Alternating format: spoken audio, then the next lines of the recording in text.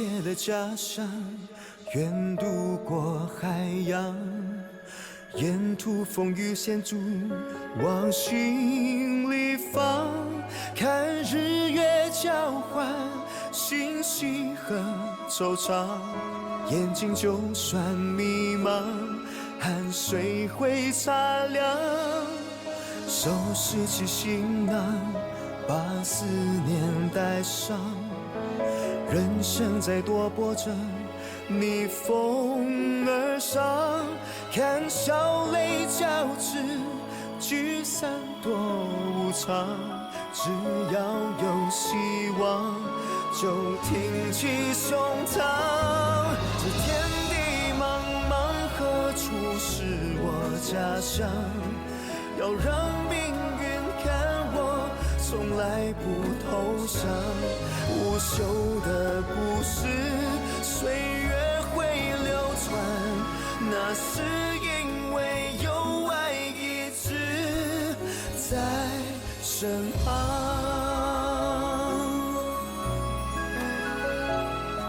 这里有希望，这就是家乡。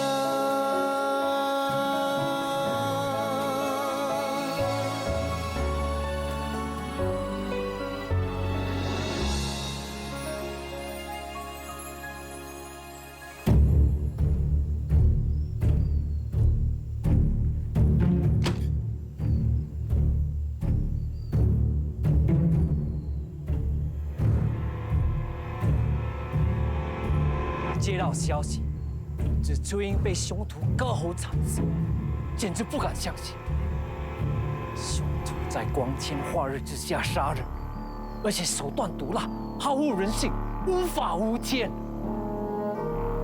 幸好凶徒行踪已经败露了，我来是要抓杀害崔英的凶手。是谁？谁呀？快把他抓出来！杀人凶手现在就站在我们的面前。谁啊？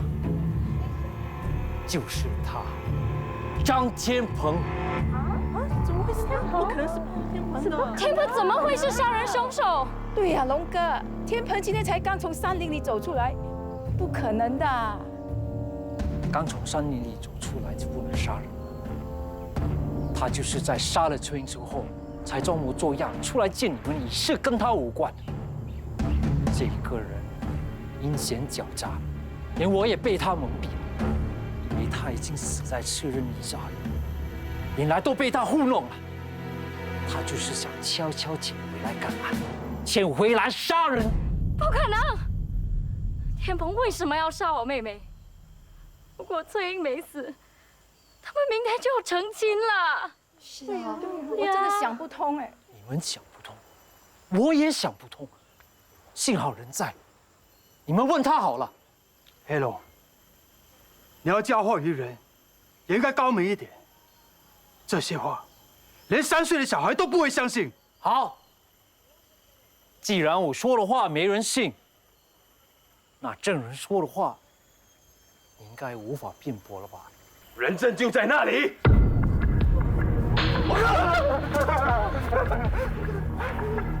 龙哥，你别开玩笑了，大河怎么会是人证呢？他是傻子啊！大河，过来呀！你说他傻，我看他一点都不傻，要不然怎么会跑去矿区报告？不可能，大河不可能去矿区的，不可能的！大家先别吵，先听看看大河怎么说。大河，你告诉大家，你是不是看到崔英被人杀了？是不是？你说你当时看到有人拿刀杀死崔英，怕到躲起来了，是不是？那你快告诉大家，杀死崔英的人是谁？是谁啊？是他！他是谁？杀天王！杀谁追？杀天王！够了，黑龙，你不要再逼大河了。其实你最清楚，杀崔一的人是谁？是吗？那是谁？就是你，杀死崔英的人就是你。小兔，我杀死崔英，就凭你张天鹏一张口？罢了罢了，你说我杀人，我说你杀人，到底谁杀人呢？我们到警察局去，让警察来判断吧。抓人！等等，人是无辜的人，不能抓走。你对大哥的指责，没有一项是站得住脚的。你说大和是人证，可在我看来，大和更像是被你们逼的。了解大和的人都应该知道，他是不会跑到矿区去的，因为他一听到矿区这2个字，全身就会发抖。当然，大和就是在矿区被打成傻子的。黑龙，你不能只手遮天，不能为所欲为。这里的每一个人都有一对眼睛，都能分辨是非黑白。我不准你抓走我大哥。对呀，不可以乱抓人。不可以。石头子，你说的不是没有道理。现在就断定崔英是张天鹏杀的，未免太早。也许他真的是冤枉，也说不定。但是至少，他现在有涉案的嫌疑。就像他说我杀死崔英，我一样有嫌疑。大家给我听着，我们都不是洋警官，谁也没权利判谁的罪名。所以最好的方法，就是到警察局去，让警察查办，这样真正的凶手就无法逍遥法外了。阿蛇，抓人！不行，不能抓。小梅，小梅，妈，我不要他们这样欺负阿爸，欺负天鹏哥。你们这些婆娘是想挨揍是吧？谁敢阻止抓凶徒的？给我打！住手！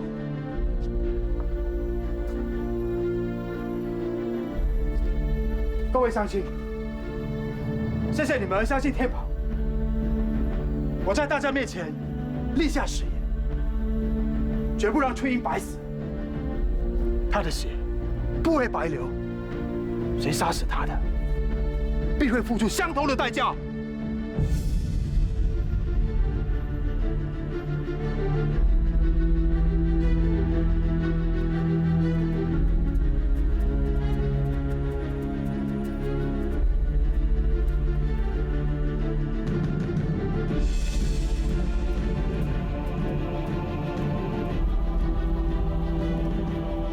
该认得这个地方吧？这里是崔英遇害的地方，这泥土里还有崔英的血。这就是你杀死崔英的地方。不，杀死崔英的人是你。不，崔英是因你而死的。你如果从来就不曾出现在这个地方，或者出现了，也没打算娶她，她就不会死。必须一命赔一命。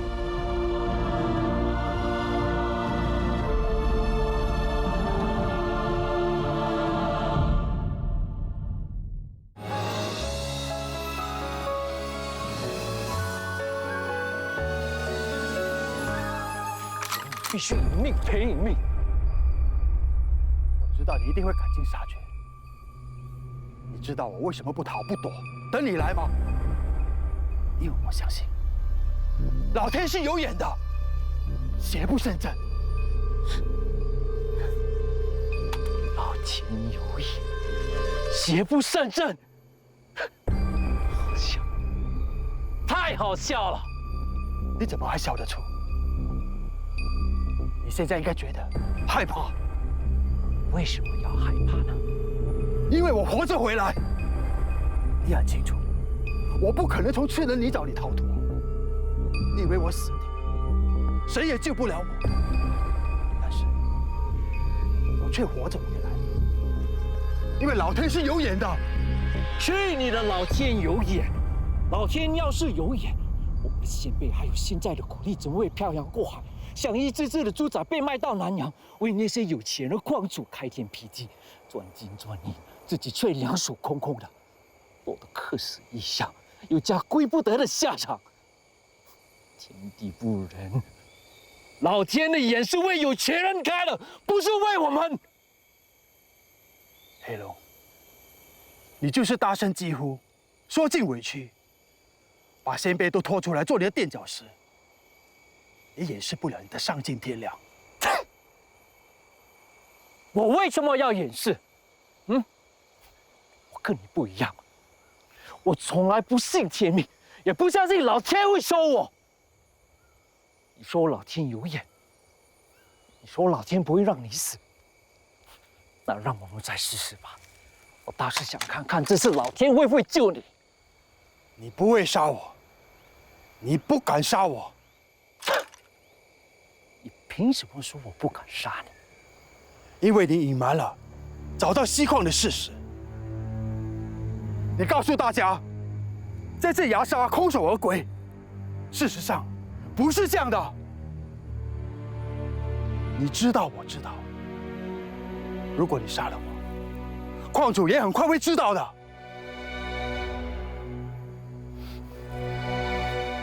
干了什么？我不是笨蛋，我当然晓得要自保。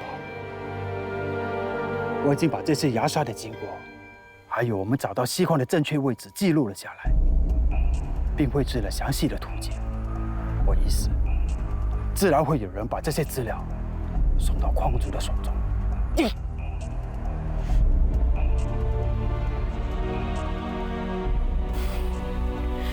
你以为这样就可以威胁我吗？果然是天真。其实矿主知道一切又怎么样？红毛政府实施的是先到先得的政策，谁登记在先，就获得开采权。是吗？如果有证据证明你出卖矿主，那就是另当别论了。会有这样证据？因为你已经死了。即便我没死，也口说无凭。所以我脱险后，又回到我们找到锡矿的山头，在某处埋下刻有公司名号的木牌。只要掘出木牌，就可以证明一切。我听说英国人是很讲究证据的。你以为你真的可以一手遮天吗？张庆文，你错了，我现在就要杀了你！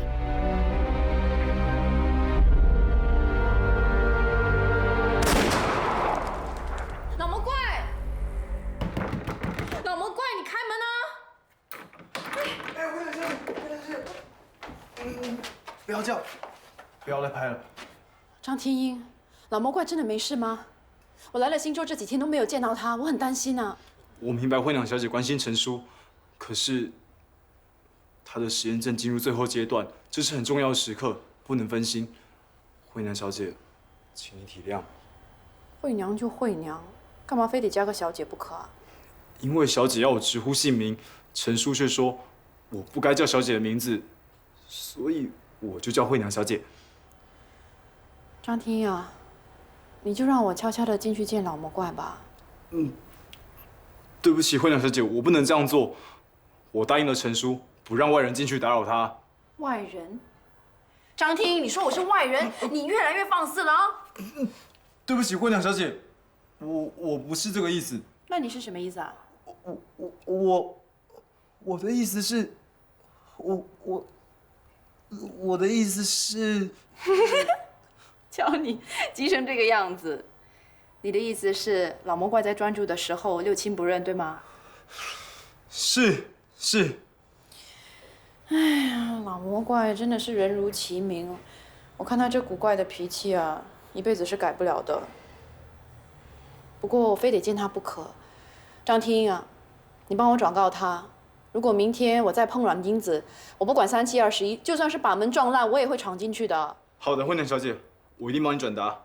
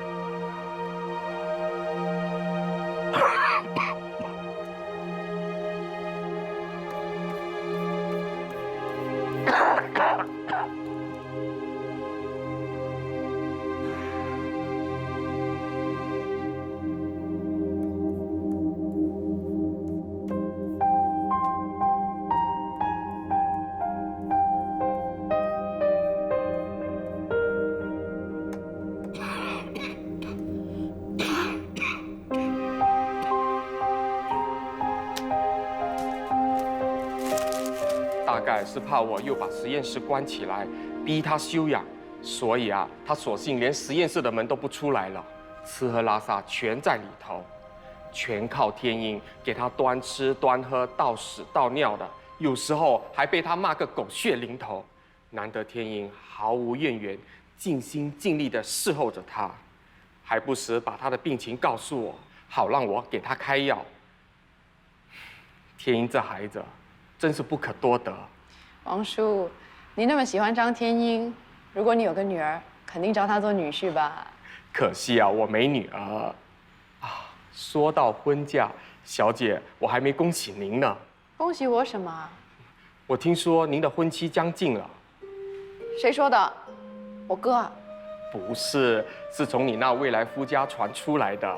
新州张家在这里很有名望，查理张又是3代单传，这次办喜事当然是会大张旗鼓了。倒是你小姐回来那么多天，都没听您透露一字半句的。有什么好说的？我都不想嫁。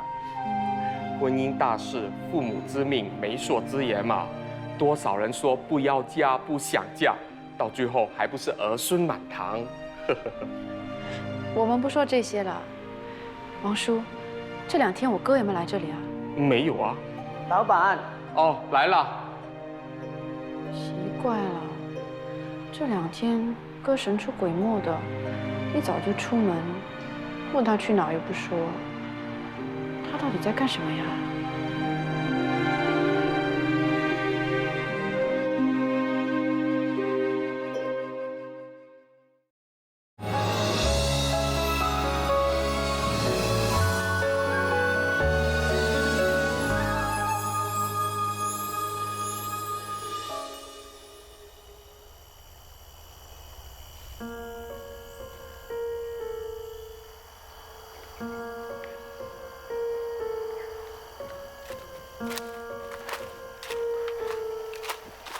大叔，向你打听一下，这片香蕉园是不是新州张家的？是新州张的没错。不过在我印象中，这里原本的主人姓陈。死了。怎么死的？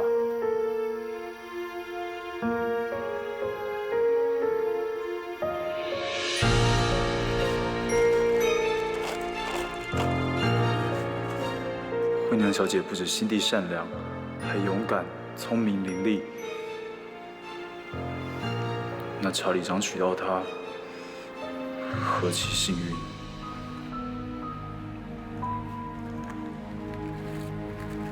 那查理张不知道是什么人，希望他能够配得上惠娘小姐。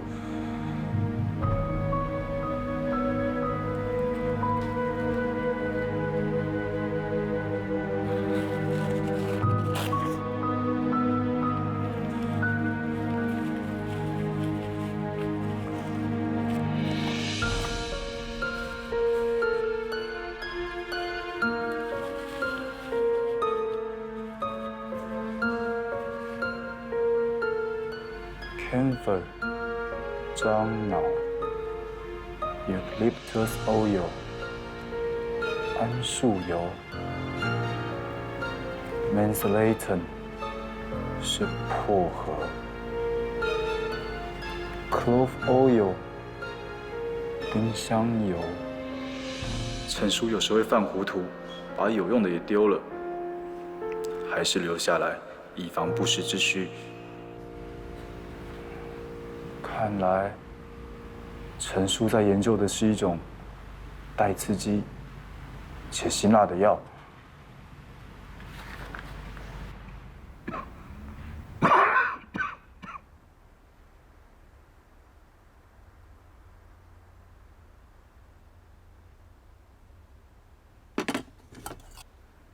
站住！过来。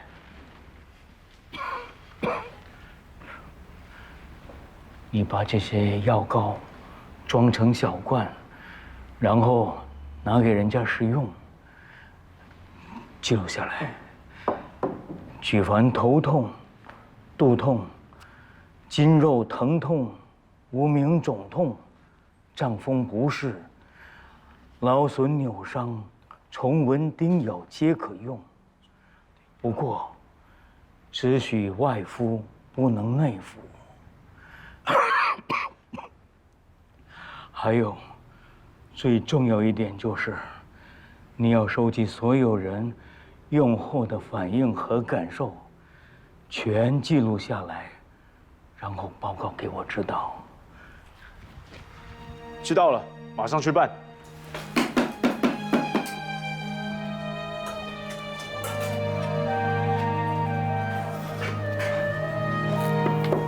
木技叔，你头痛好点了没？没有，什么药都用过，就是没有效。那你试试看这个，记得早午晚各擦1次，总共3次。我明天再来问你效果如何。好，谢谢，谢谢。大宝哥，是不是这里？啊，上一点，上一点。这里。啊，对对对对。你等一下。阿宝哥，牛肉药啊？嘿，现在感觉怎么样？冰冰凉凉的。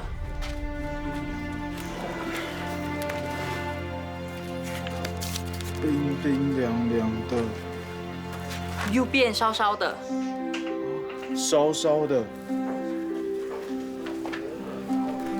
谢谢。大宝哥，这个送你。记得早午晚各擦1次，总共3次。我明天再问你效果如何。啊，好。麦香嫂，你的孙子现在是不是还胀风得很严重？是啊，每次都哭得死去活来的。那你给他擦这个药试试看。哦，好，谢谢。不会。肿痛，陈叔说肿痛也可以用，可是我没有找到任何有肿痛的人。陈叔一定很想要知道疗效。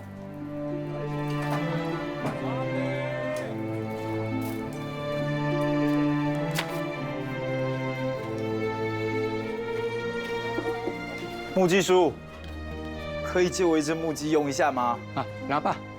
谢谢哦。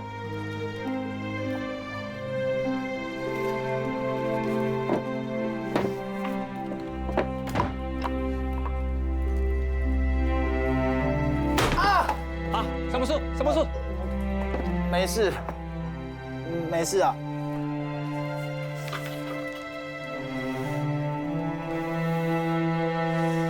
谢谢哦。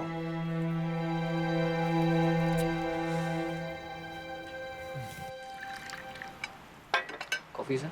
Thank you.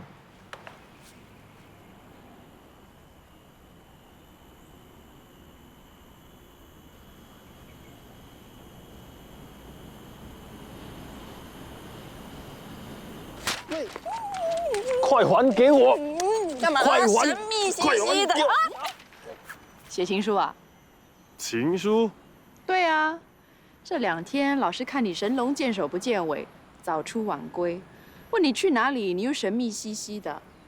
啊，现在终于真相大白了，你是去会见情人哈？好吧，那也没必要再隐瞒你了。情书你自己看个够。不后悔？我真的看了啊。欢迎指教。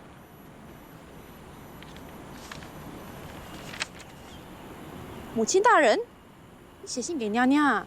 你以为娘娘让我来陪你游山玩水的？我可是有任务在身。什么任务？调查查理章。啊？娘娘说了，如果查理章正经老实、善良敦厚，那她绝不允许你胡闹。男大当婚，女大当嫁，你就得乖乖回家去，准备嫁给那查理章。所以这2天你都在调查查理章？没错。那怎么撇开我啊？我去的地方都是荒山野岭，万一你这只古怪有什么闪失，那我怎么向娘娘交代？那你查到什么啦？你还记得一件事吗？那天我们到查理张家做客，我们一家人如果不是因为你的帮忙，早就抱在一起死了。张少爷，你是我们的大恩人啊！查理张当时说，她丈夫本来有一片胶原，他们的胶质都是卖给我的。可是后来有人出高价要收买她的胶原，都没有仔细斟酌就签了合同，哪知道是一个骗局。她丈夫受不了刺激自杀死了。我知道这件事情之后，马上找对方交涉，好不容易才保住了胶原。但是对方却到处散播谣言，说我逼死了原主。印证了一句话：好人难做。查理张是不是好人？很快就真相大白了。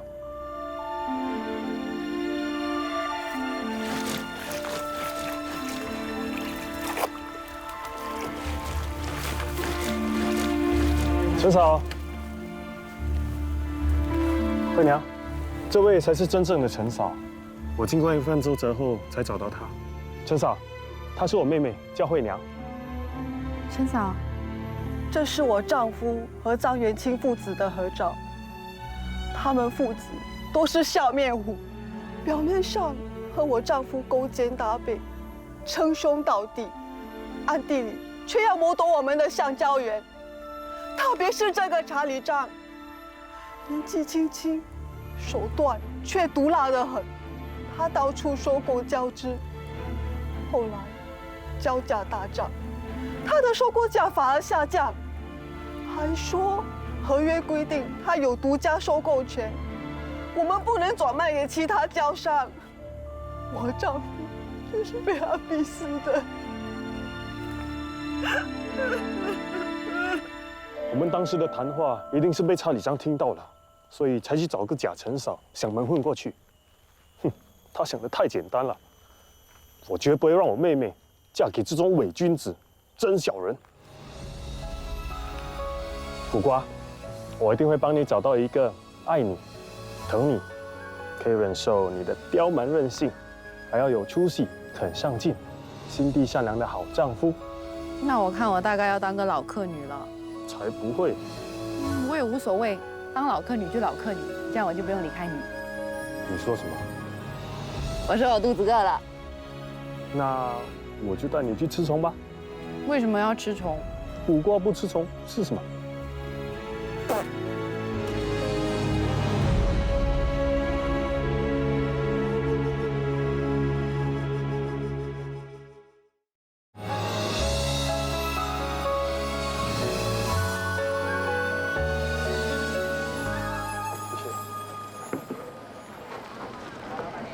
你在看什么啊？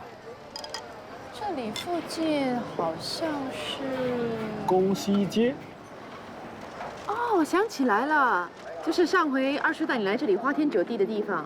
什么花天酒地？我一滴酒都没喝。还敢说？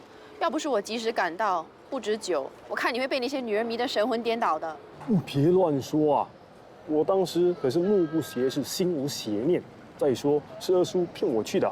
上回是被骗，那这回呢？我们无端端干嘛来这里啊？这里的面好吃啊！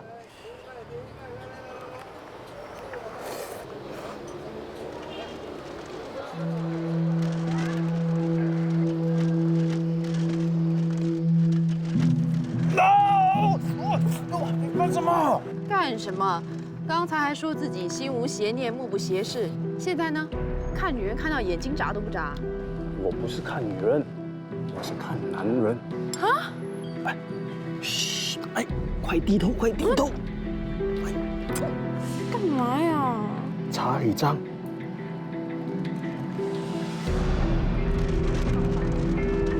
我打听过了，查理张常常在这一带的公馆出现，每个星期三都来找琵琶女过夜。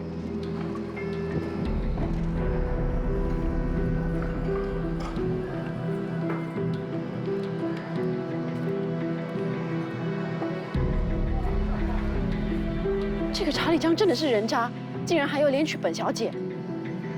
喂，干什么？我要去给他一巴掌啊！不，一巴掌太便宜他了，我去踹他一脚。不行。为什么？娘娘千交代万交代，我只要把查理这样的一举一动告诉他，千万不能轻举妄动，免得节外生枝，到时不止解决不了问题，还会让阿婆里外不是人。我知道了，娘娘一定是怕新州张家反咬我们一口，说我们为了聚婚而制造事端，到时理亏的变成是我们。没错，到时不止退婚不成，反而又要落人话柄。怎么办啊？你还吃面？面好吃嘛，你也快吃。我一肚子气，吃不下。查理江根本不值得你生气，快吃吧。你是不是已经胸有成竹啦？是不是胸有成竹？想到办法让查理章知难而退啊！没这本事。不过娘娘有，娘娘一定想得出办法。种种证据再再的证明查理章为人邪而不正，回娘如嫁给此人，后果堪虞。荆州张家想必是防婚事有变，以大肆宣扬结亲之事。如我方断然拒婚，必为外人所诟病。然而，我们绝不能牺牲惠娘的幸福。我想母亲大人必有解决问题的良策，东人在心，静候指示。来看我。我怎么会忘记？我恨不得天天来呀，宝贝。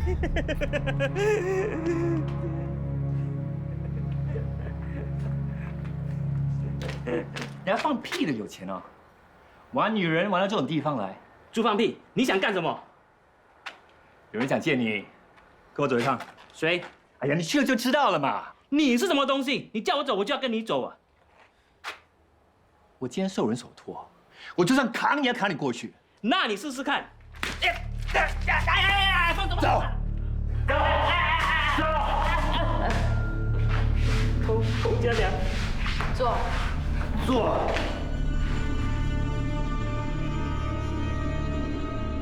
侯家出事当天，曾经去过锡矿场，后来你就跟他一起离开，有没有这样的事？没有。放屁！你这只老鬼还敢耍赖！我没有。你要耍赖也没有用的，我已经查得一清二楚。当天头家到矿场去找二头家，二头家不在，头家就问你早上带了7、8个人去哪里，你支支吾吾的。头家骂你撒谎，然后你们2个就离开了矿场，是不是真的？说啊！我忘记了。忘了是吗？忘了我帮你记起来。想起了吧？想起了。想起了。你想起了什么？我想起了，确有这事。头家想知道我把工人带到哪里去。所以，我跟头家离开了矿地。你们离开锡矿场后，还去了哪里？去了附近一块空地。二头家说要在那里探测新的细苗，所以我派了几个工人去牙沙。屁话连篇啊！我看这样子吧，我把我的名字让你用，以后你就叫老放屁。什么牙沙啊？你欺负头家娘不懂矿物啊？屁话乱放！再不讲的话，我就……好了。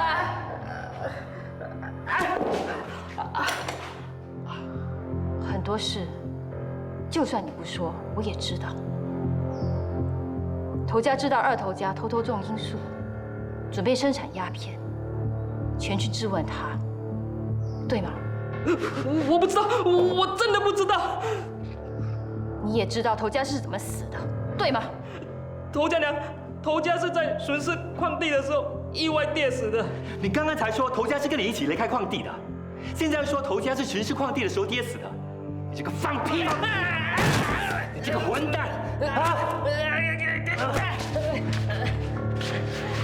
朱方面，你也是出来混的，你知道有些事该说，有些事死也不能说，你何必苦苦相逼？逼你的不是他，是我。头家到底是怎么死的？快说！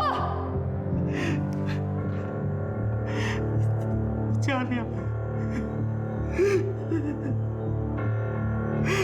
对不起。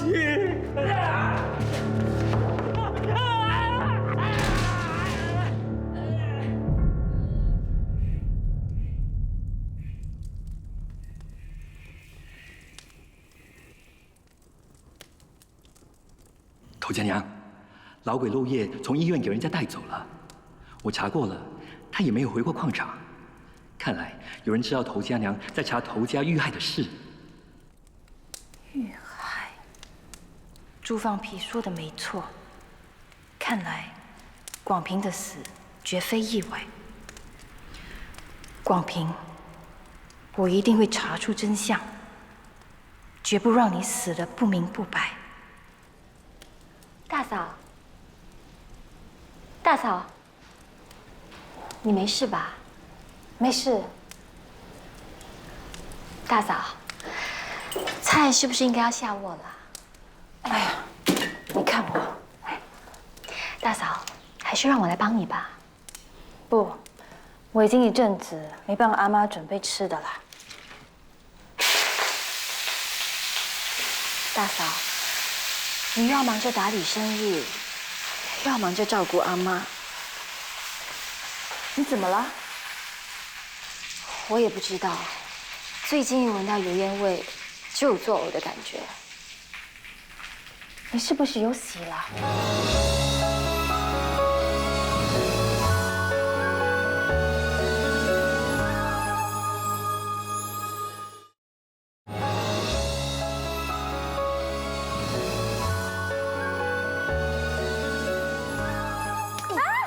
那么大力，想戳破我的皮呀？不是二太太，笨手笨脚的。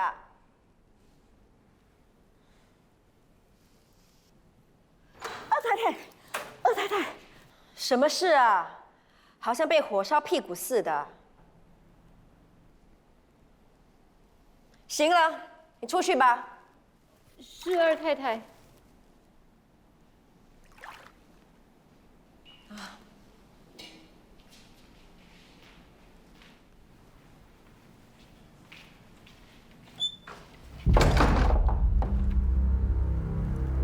看你有搬弄什么是非。有喜，是不是真的有喜啊？我不知道，太太是这么说的。那个女人连个蛋也生不出来，她懂什么？二太太啊，太太说的可能是真的。不可能，外头都在传张家祖先作孽太多，被诅咒断子绝孙。东恩啊，说是3代单传，但传说纷纷。依我看，他也不是张家的种，要不然他娘干嘛跳井自杀？不会的，那女人绝不会是有喜。你再去探听看看啊，快去！是二太太。自从广平走了之后，你要顾着打理生意，一天到晚忙进忙出的。今天还要赶回来下厨给我弄吃的，真的难为你了。就是太匆忙啊，菜才煮得不好，怎么会呢？你没有看到我吃的特别多吗？谢谢阿妈给我面子。真娘，你老实告诉我，老二是不是给你添了很多麻烦？没这样的事，矿场那边还多亏二叔呢。你别骗我了，我自己生着儿子，我怎么会不知道呢？张家的生意，指望他是不行的。广平走了，幸好还有你，要不然啊，早就给他败掉的。可是你的身体也不好，东恩呐，年少气盛，还不够稳重。而且，对做生意也没有什么兴趣。阿妈，你别操心，我准备让东恩到外头多历练历练，等他见识多了，自然就会变得成熟稳重了。真娘啊，我看以后家里的事就交给明珠了。这个孩子很细心，家里事应该可以相信他的。我本来也是有这样的打算的，只不过，怎么了？他最近身体好像不是很好，他生病了。我怎么会不知道呢？他说这1、2天一闻到油烟味就犯恶心。今晚啊，他还把晚饭都吐了出来，而且最近还喜欢吃酸的东西。难道是？我已经请了大夫帮他把脉了。阿妈，稍安勿躁，过去看看。我也去。你不怕给下人笑，说你想当阿婆想急啦？你也要笑。哎，走走走。老太太，太太，阿妈，大嫂，躺着，别起来。大夫走了？刚走了，我让阿姨送他出去。大夫怎么说啊？老太太，还是让姨太太亲口跟你说吧。大夫说，我有喜了。阿弥陀佛，谢谢佛祖，谢谢列祖列宗啊，谢谢。恭喜老太太，贺喜老太太。好，恭喜老太太，贺喜老太太。好。明珠啊，你要好好的休息，好好的照顾自己的身体。从明天开始，哦不，从现在开始，我不准你再进厨房。还有啊，进进出出、上下楼梯都要特别小心呐！啊，阿彩，你叫阿姨什么事情都别做，就专心照顾姨太太。是，老太太。金花嫂，你干什么？吓死人了你！学医叫你鬼鬼祟祟的。什么鬼鬼祟祟呀？我有事请示太太啊，太太跟老太太在讲话，我不敢惊动他们。你来这里干嘛？我是来找彩姐的。金花进来。是太太。老太太。太太。找我什么事啊？太太，是这样的，我这个月啊家里有急事，想提早出粮。二太太说得问过太太。好吧，你就先预支。还有什么事吗？没有事了，谢谢太太。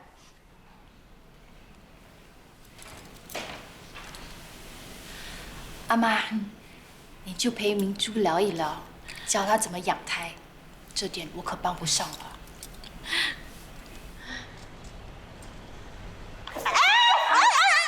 你别这样啊！老太太，你生气，不要气坏身体哦。我请了多少大夫看过，个个都说我能生养，可是这么多年了，我一个蛋也生不出。还有一个大夫说，问题不出在我身上，那就是男人的身上啊。可是让女人一来就有了，我不信，我不信要还张家的骨肉，我不信。太太，你要上哪儿去？我去拆穿了淫妇的真面目。他弟是个外面野男人，生了野种，是野种。太太，你万万不能够这么做，没凭没据，谁会相信啊？人家只会说你妒忌、小心眼、无理取闹。万一动了他的胎气呀，老太太怪罪下来，你担当不起的。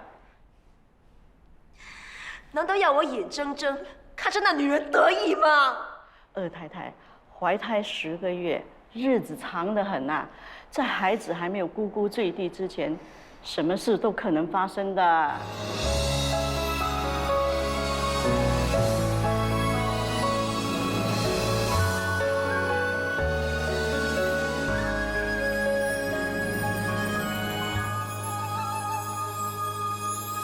惜别了家乡，愿渡过海洋，人生在多波折，逆风而上，看笑泪交织，聚散多无常。只要有希望，就挺起胸膛。